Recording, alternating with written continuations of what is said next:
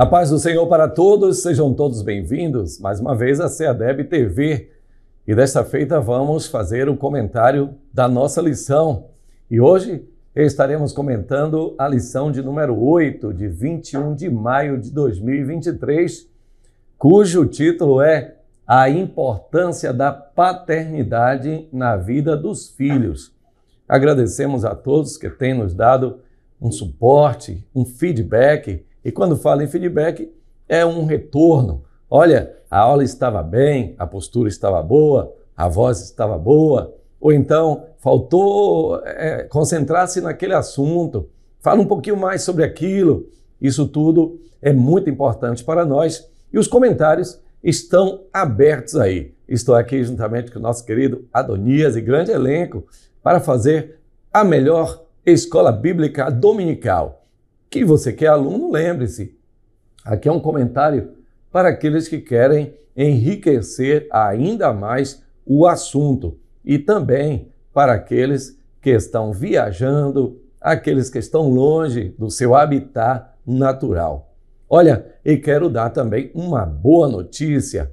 Agradecemos ao pastor Valdomiro Pereira da Silva e à Rádio Vox, porque a partir do dia 13 de maio, às 19 horas, nós estaremos lá também falando este mesmo assunto. Alô a todos da CEADEB TV e a todos da Rádio Vox. Vamos lá, então, ao nosso comentário. Os textos principais, o texto áureo diz: E vós, pais, não provoqueis a ira a vossos filhos, mas criai-os na doutrina e a admoestação do Senhor. Está em Efésios capítulo 6 e o versículo 4.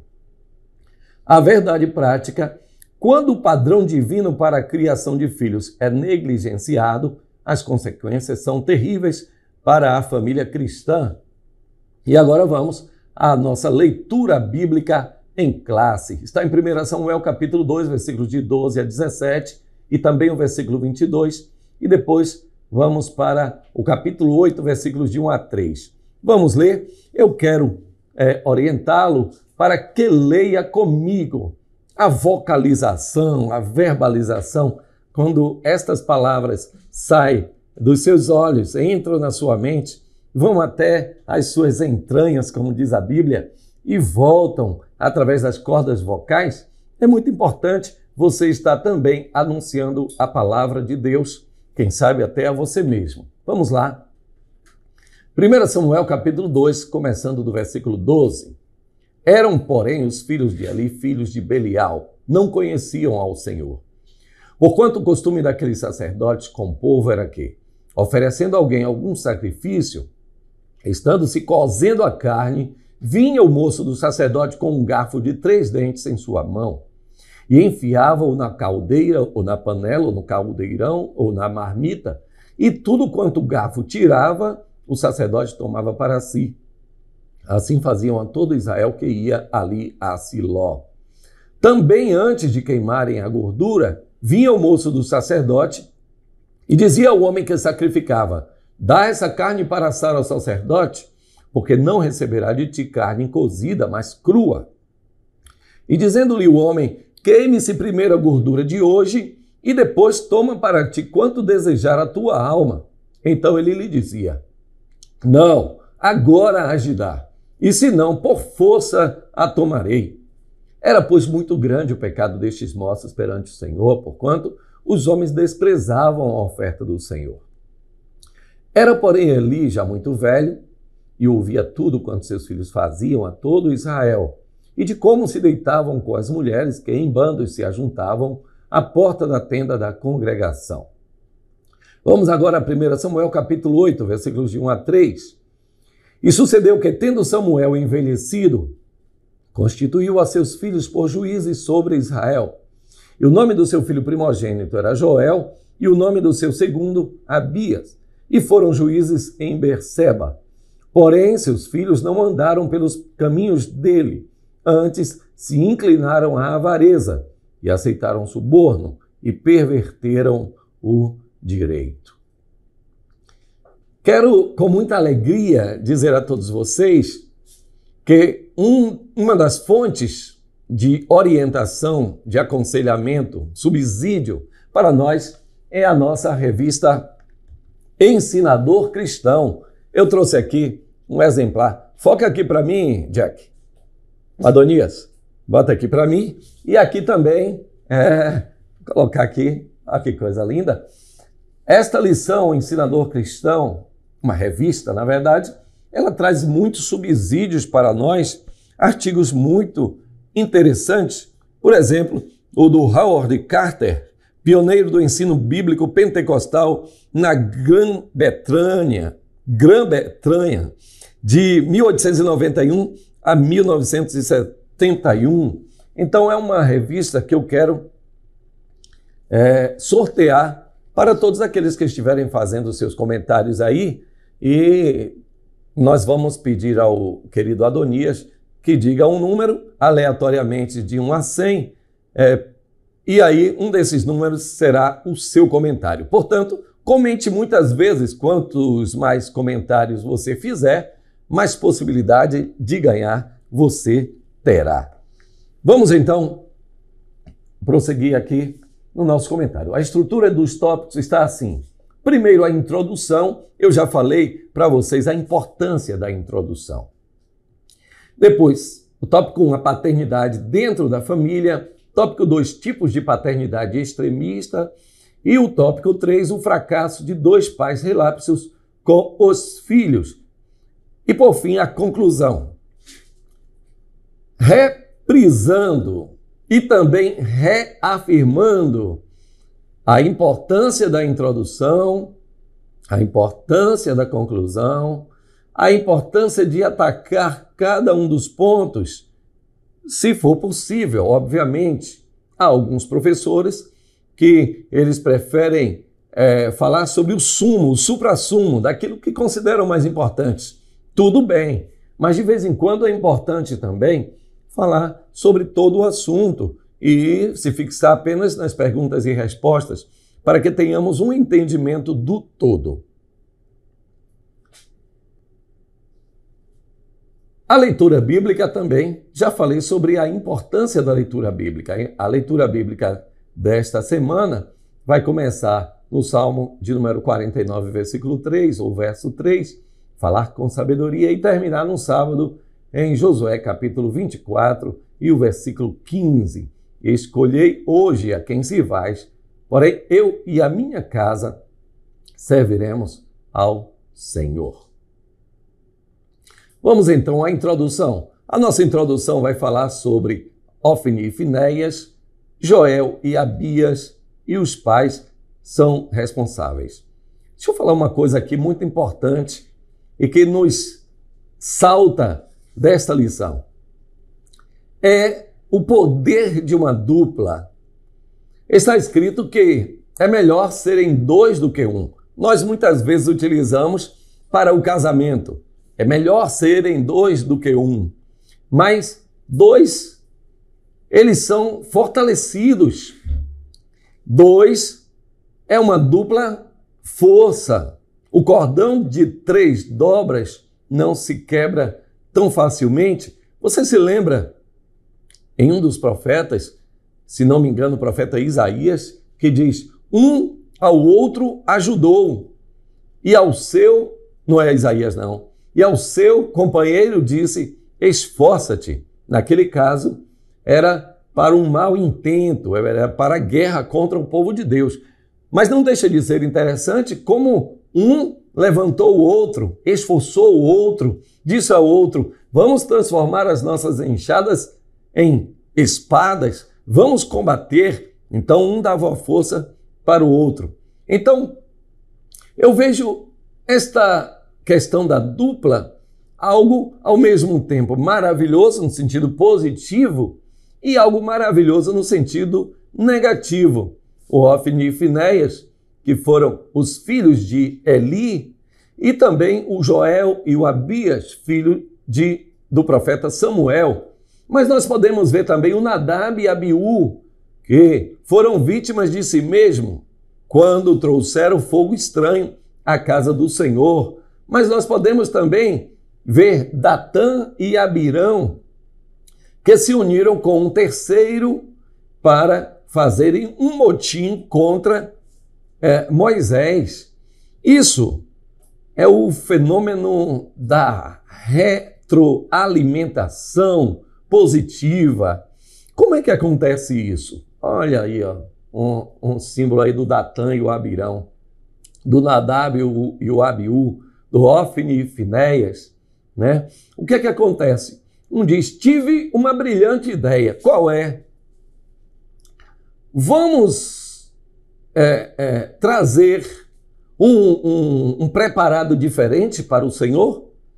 Rapaz, alguém deveria dizer, não, vamos respeitar a casa do Senhor. Não podemos fazer uma mistura de perfumaria diferente. Não podemos utilizar qualquer azeite. Nós temos que utilizar exatamente a especiaria que foram determinadas por Moisés, servo do Senhor. Então, haveria uma retroalimentação negativa.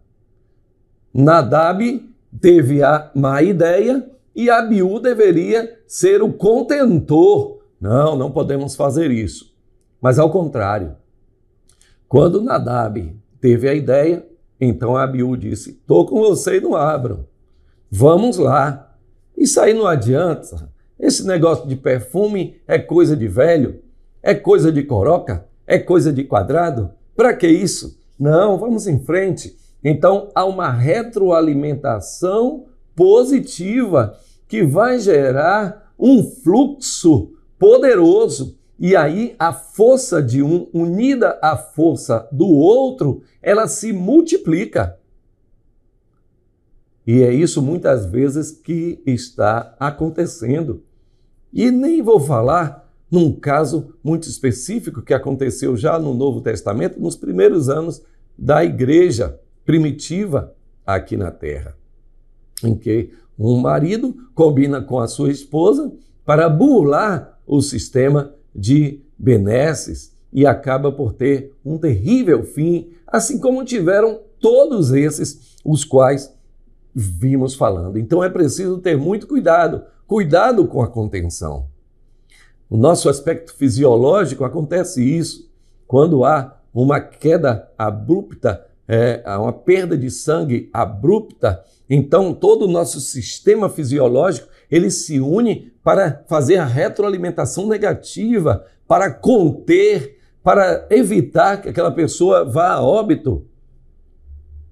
É preciso ter muito cuidado e preciso que se alguém chega para você para dar uma má ideia, para fazer um levante, você deve, pelo Espírito de Deus, conter. Não, deixa isso para lá.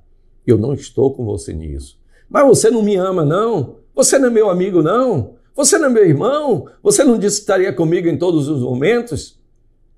Há uma barreira entre mim e você. Eu não posso ultrapassar o pacto, a aliança que eu fiz com o meu Deus. Amém? Que coisa maravilhosa. Mas vamos prosseguir então. O primeiro tópico, ele vai falar sobre a paternidade dentro da família. E começa analisando a primeira família. Nós já falamos sobre isso. A primeira família teve um choque terrível logo com o assassinato de Abel por Caim. Caim assassinou Abel numa crise terrível da primeira família. E nós vemos também na família de Eli uma crise terrível, né? A falta de autoridade do lar é o subtópico 2. Muitas vezes vemos lares em que os pais não têm autoridade sobre os filhos. Vamos discriminar e detalhar um pouquinho mais à frente, mas é disso que trata o primeiro tópico, os problemas de uma paternidade ausente. Essa ausência aqui nem sempre é uma ausência de deixar o filho sozinho, viajar sem levar o filho, não ligar, não dar, não, nem sempre a ausência ela é determinada pela ausência física. Muitas vezes a ausência física ela é menos danosa do que a ausência presente. Muitas vezes os pais estão presentes, mas deixam que os filhos estejam à vontade. Nós vamos falar sobre isso um pouquinho mais adiante. Eu espero que você tenha paciência, porque o tópico 1 está entrelaçado aqui nessa parte. Então, ele vai falar também sobre a paternidade autoritária. São dois tipos de paternidade, uma paternidade permissiva e uma paternidade autoritária, que marca no milímetro, que faz uma marcação homem a homem. Você que é do futebol, você que é do beisebol, você que é do basquete, sabe como é a marcação. Tem a marcação por área, em que não passa aqui. Você pode estar longe, mas aqui não passa, né? E tem a marcação homem a homem, no pé, na mão, é na falta, qualquer coisinha. É preciso ter sabedoria quanto a isso. Então, a paternidade autoritária é: eu estou mandando, obedeça, não desobedeça o seu pai, não desobedeça a sua mãe. Por quê? E por que você está me dando essa ordem? É porque a igreja, você sabe que você é assembleiano, você tem que andar assim, assado. É preciso ter muita inteligência, inteligência no sentido técnico mesmo, saber os porquês, né? Saber a verdadeira intenção, saber as origens daquele mandamento, daqueles estatutos, daqueles preceitos, daquelas leis, né? As leis não são autoritárias, as leis de Deus não são pesadas, está escrito. A lei de Deus, ela é uma lei racional também. Então, muitas vezes, a paternidade autoritária, olha o que gera: medo.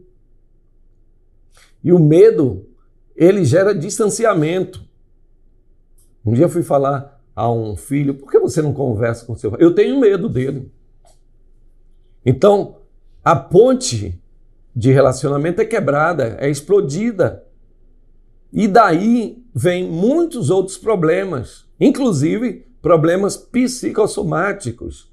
Então, a paternidade autoritária, ela é uma autoridade baseada na ameaça. E aí vai gerando medo, vai gerando culpa. Ela é feita sob imposição, uma forçação de barra. Vai lá, é agora que eu quero. Gera também o remorso, que é um arrependimento mal feito. É um arrependimento que não volta atrás daquilo que foi feito de errado. Ao contrário, ele vai adiante, como é o caso de Judas. Ele não se arrependeu, ele apenas chorou por aquilo que fez, mas por causa do seu orgulho, ele não volta atrás para pedir perdão. Ele assume que já não há mais perdão para o seu erro e então toma uma atitude terrível. Mas também aqui há um outro tipo de extremismo na paternidade, que é a paternidade permissiva. A paternidade permissiva é um tipo de tolerância sem princípios. Ou seja, deixa passar. Uma hora eu converso. Uma hora eu ajusto. Quando não aguentar mais, eu faço isso. Isso também é um grande problema. Por quê? Porque delega aos filhos as decisões. E aí, meu pai, como é que eu faço isso aqui? Rapaz, resolva. Você já tem 14 anos, rapaz? Resolva seus parangolés, ainda fala assim.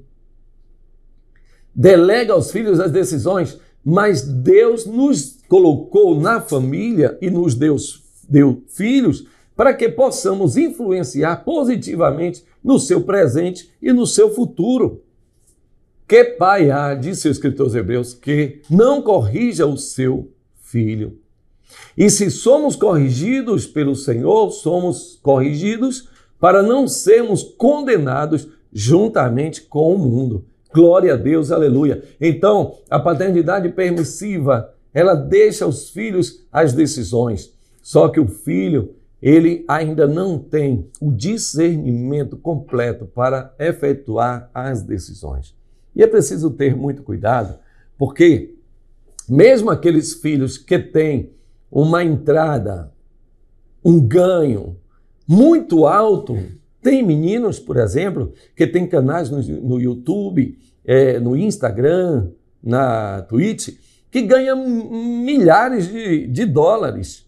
Mesmo assim, eles não podem ainda tomar todas as decisões. Ele precisa ser aconselhado pelos seus pais. Ele precisa ser abraçado pelos seus pais.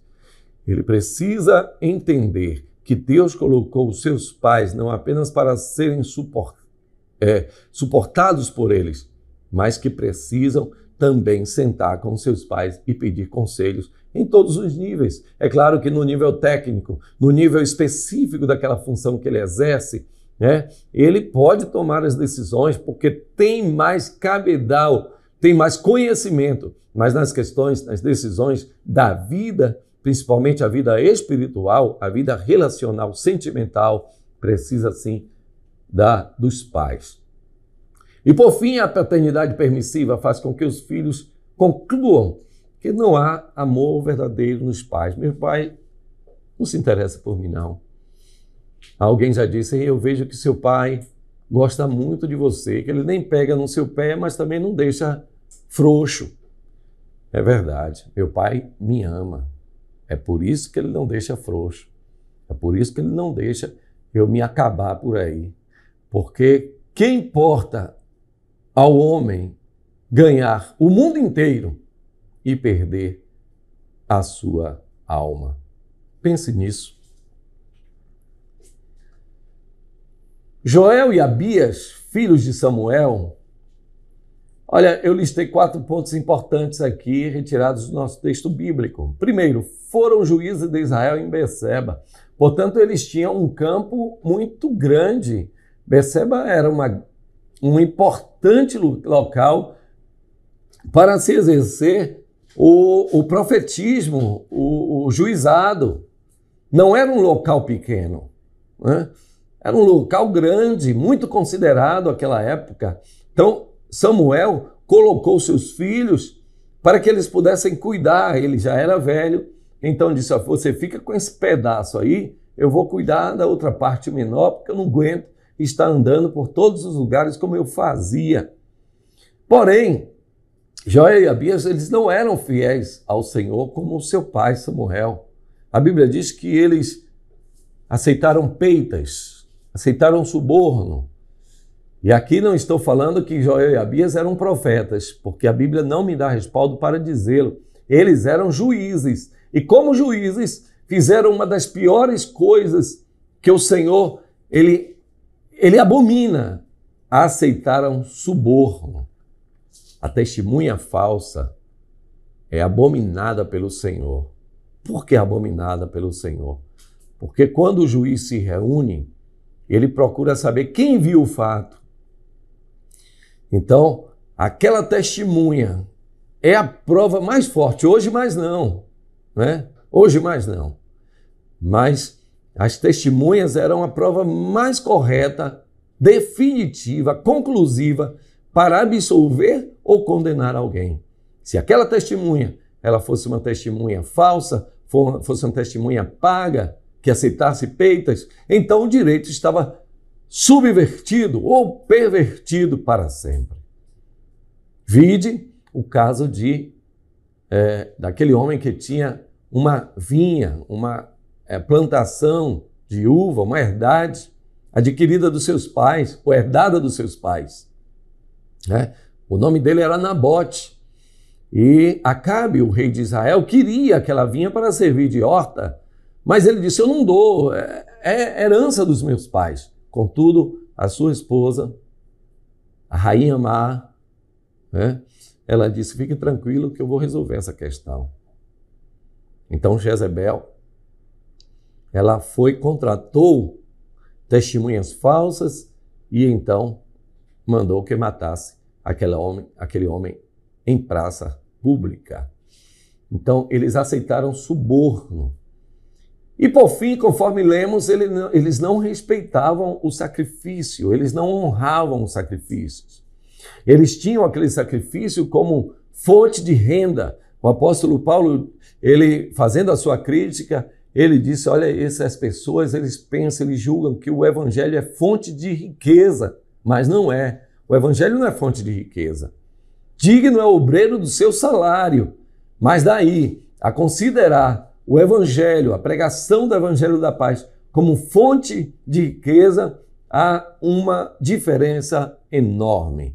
Então, esse Joel e Abias, eles não discerniam o sacrifício do Senhor. Então ele mandava os seus moços, fica lá esperando. Quando alguém vir com um pedaço grande, bom, então já coloca o garfo de 3 pés e tira para a gente.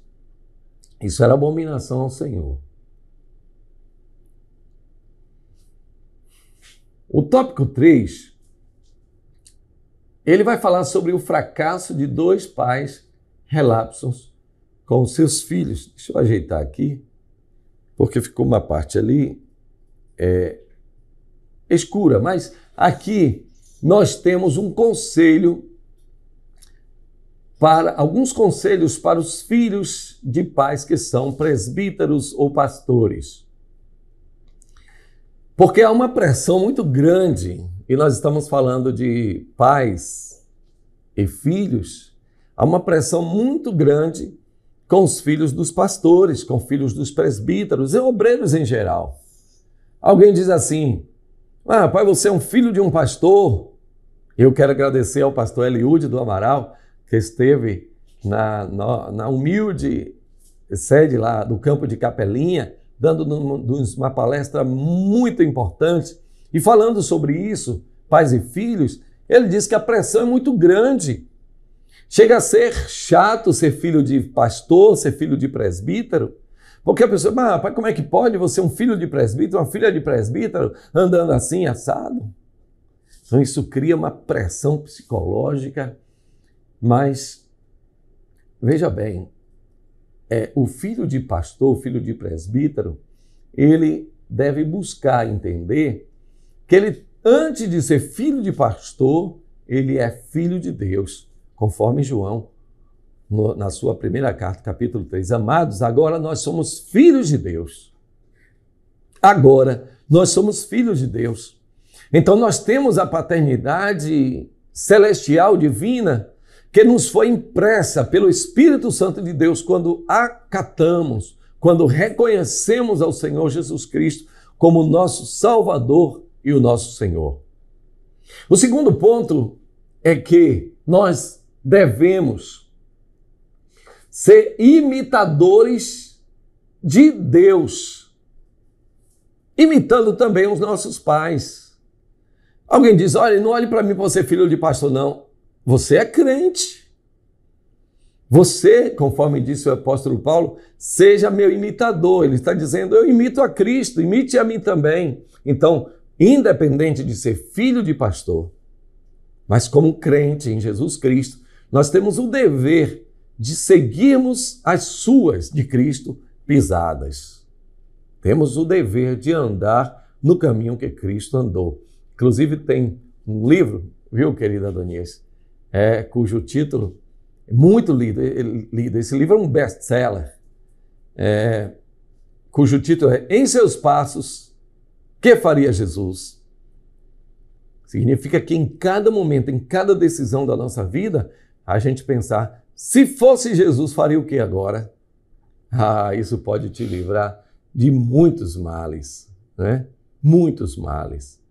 Porque se a gente pensa, se meu pai estivesse aqui agora, o que é que ele ia fazer? Isso é bom. Uma pessoa de referência, você como filho de pastor. Mas o melhor mesmo é perguntar, em meus passos, o que faria Jesus? Então nós também somos imitadores de Cristo. Devemos buscar cooperar e socorrer nossos pais e pastores. Sim, nós devemos ser cooperadores dos nossos pais. Olha a pressão que os pastores, presbíteros, os obreiros do Senhor, eles passam, não está no gibi, como diz aqui na Bahia, como diz aqui no Brasil, na verdade, né? Que esse programa é um programa da nossa nação. Mas não está escrito a pressão que pastores, que são pessoas sérias, que são pessoas sinceras, que fazem o evangelho, que pregam o evangelho com denodo, com gana, com vontade, com desejo de ver o evangelho se expandir. Não é fácil, não. Trabalhar com pessoas, o próprio Josué, o próprio Moisés, o próprio Samuel, eles consideraram que era um peso muito grande. Resignaram o seu ministério. Resignaram o seguinte: eu deixo o meu ministério, não consigo mais. Muitos têm passado por isso. Uma pesquisa nos Estados Unidos, essa pesquisa não é nova, já deve ter cerca de 7 anos, mas ela pode mostrar muito bem que cerca de 70% dos pastores americanos, eles já tinham pensado em abandonar o ministério. Mas a força do chamado, glória a Deus, a força da missão é que nos mantém cada dia mais fortalecidos. E a palavra de Deus para os pastores, presbíteros, diáconos, até auxiliares, porteiros, dirigentes, líderes, dirigentes de círculo de oração, regentes, todos aqueles que trabalham com liderança na casa do Senhor, fortalecei-vos no Senhor e na força do seu poder. Glória a Jesus. E por fim, entender que ser filho de pastor é um privilégio dado por Deus. Olha aqui, ó. Os filhos entram no critério para a escolha de presbíteros e pastores. Isso é uma coisa importante, tanto em Tito como em 1 Timóteo capítulo 3, nós vemos que, olha, Timóteo, escolha presbíteros assim, assim, assim. Irrepreensível, marido de uma mulher, vigilante, sóbrio, honesto, hospitaleiro, apto para ensinar, não dado a vil, não espancador, não cobiçoso de torpe ganância, mas moderado, não contencioso, não avarento, que governe bem a sua própria casa, tendo seus filhos em sujeição com toda a modéstia. Porque se alguém não sabe governar a sua própria casa, terá cuidado da igreja de Deus? Isso é vital. Mas o que eu quero enfatizar é que para ser obreiro na casa do Senhor, para ser bispo, e essa designação de bispo inclui também o presbítero, tem que governar bem a sua própria casa. Ô, Paulo, para que isso, rapaz? Não, os filhos não precisa botar aí nos critérios, não. Mas o apóstolo Paulo disse, se você não governa bem a sua própria casa, como pode querer governar, cuidar da igreja de Deus? E isso faz muita diferença. Faz muita diferença. Quando nós governamos bem a nossa casa, significa que nós estamos atentos aos mínimos detalhes. Nós vemos como funciona, né, o psique humano, a vontade, a questão dos desejos. Então a gente vai gerenciando esses pensamentos, essas emoções, os recursos financeiros, e na igreja também é assim, né? Então, tem visto um homem bem-sucedido na igreja, ele também deve ser bem-sucedido em seu próprio lar. Mas eu quero também trazer aqui alguns conselhos aos companheiros pastores. Isso aqui são conselhos intangíveis. Intangíveis. São coisas que muitas vezes nós fazemos até sem pensar. Fazemos no automático. E depois nós não sabemos por que os nossos filhos não andaram nos nossos próprios caminhos, no caminho de Deus, como nós andamos também. Muitas vezes são coisas que fazemos sem pensar, né? Está no inconsciente ou no subconsciente, mas eu trouxe isso aqui na orientação do Espírito Santo de Deus para falar conosco. Primeiro, não fale sobre os conflitos da igreja na audição de seus filhos. Significa então que a igreja não tem problemas? Nada disso. A igreja tem problemas. Como tem todo o ajuntamento humano, a igreja não é perfeita. O Espírito Santo está adornando, está aperfeiçoando.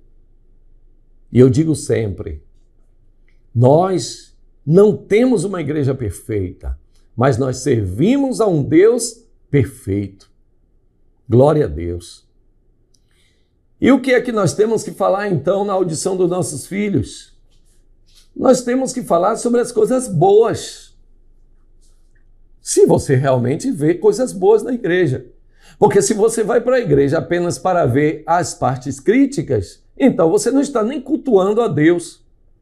Tem crente que só vê coisa errada, sai da igreja chateado sempre, alguma coisa errada que não está certa, como diria o ditado popular. Gente, a igreja do Senhor é um lugar para cultuarmos ao Senhor. Eu estava na igreja há alguns dias e assim que cheguei notei um barulho. Aquilo poderia tirar a minha paz, mas não tira. Eu chamei um dos porteiros, muito solícito, eu disse, vê para mim esse barulho. Eu tinha uma ideia que era um dos ventiladores. E eu fiquei prestando atenção lá e um pouco dividido cá. De repente, tudo se fez silêncio, tudo ficou em paz. E eu disse, resolveu o problema. Glória a Deus, glória a Jesus. Eu não perdi a minha calma, eu não perdi a minha paz e tudo se resolveu, como sempre se resolve. Louvado seja o nome do Senhor, porque a igreja é do Senhor Jesus. Ele se responsabiliza. Mas se você fica sempre procurando a parte ruim, aí acontece um fenômeno. O inimigo das nossas almas vai colocar os seus olhos exatamente nos problemas e você sai da igreja quase atribulado. O quase foi que lhe salvou. Tá tudo bem, né, Adonias? Tudo bem aí, Jack? Tudo certinho aí, né? Beleza. Hoje nós estamos aqui mais uma vez e nós queremos mais uma vez incentivá-los aqui, ó. Faça os seus comentários. Quanto mais comentários você fizer, mais possibilidades você tem de ganhar. Nós vamos fazer um número de 1 a 100. Então nós vamos sortear aqui. O Jack vai dizer um número e a gente vai anotar. Se tiverem 100 comentários, tá bom. Não vai ser hoje o sorteio, vai ser na próxima semana. Então faça. Você tem aí uma semana para fazer os seus comentários. Faça muito. Tasca o dedo aí no comentário. Diga o que você gostou, diga o que não gostou. Esse feedback para nós é muito importante. Tudo com modéstia, tudo com moderação, tudo com amor. Vai dar tudo certo. Quero incentivá-lo. Obrigado à Casa Publicadora da Assembleia de Deus pela revista Ensinador Cristão, uma fonte de subsídios para o seu ensino na escola bíblica dominical. E não somente na EBD, mas em todos os lugares onde você for ensinar, você pode ler um assunto específico e então enriquecer a sua palestra.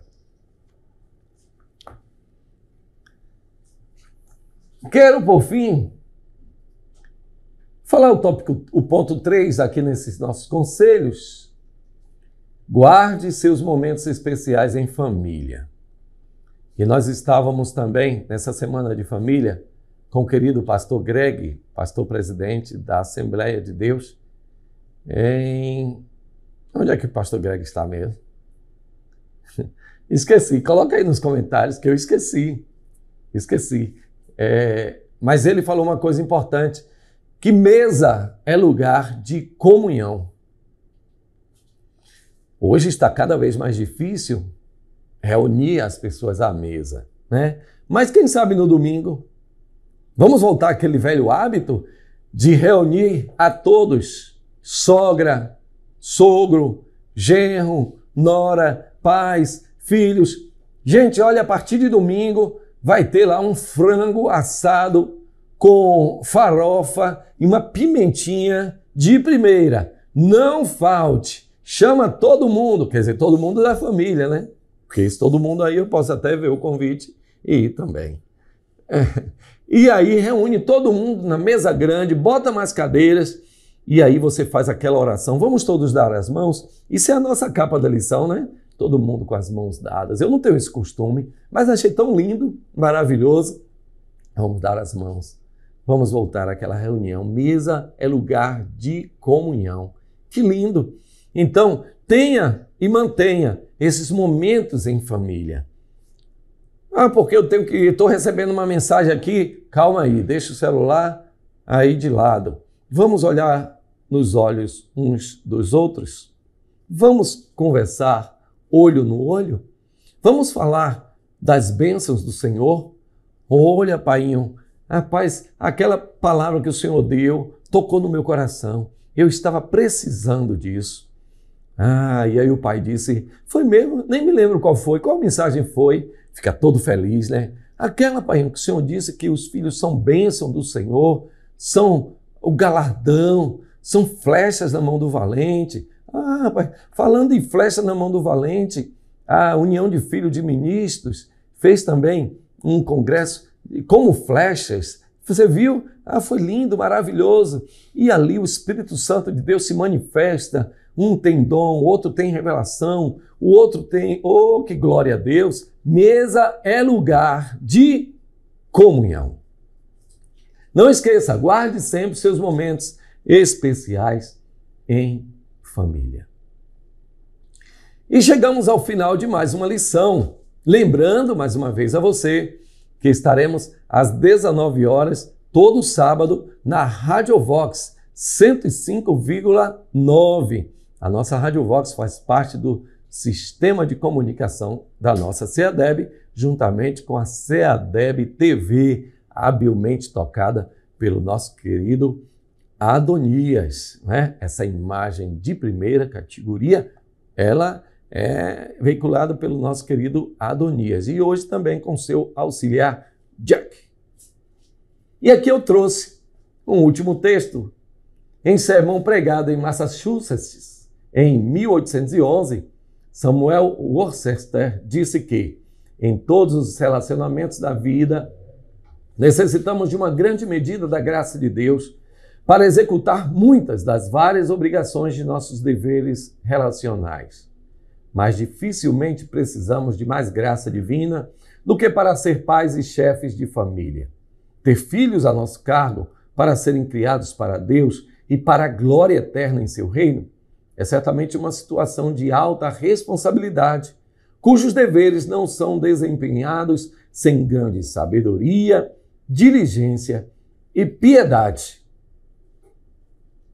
Que Deus abençoe a todos em Cristo Jesus e que estes comentários, dos comentários do nosso querido pastor Eliané Cabral, sejam de grande valia para os professores, para os coordenadores, também para os nossos companheiros pastores e para os queridos alunos. Que Deus abençoe a querida Escola Bíblica Dominical e até a próxima lição, que vai falar sobre uma família nada perfeita. Até o próximo programa.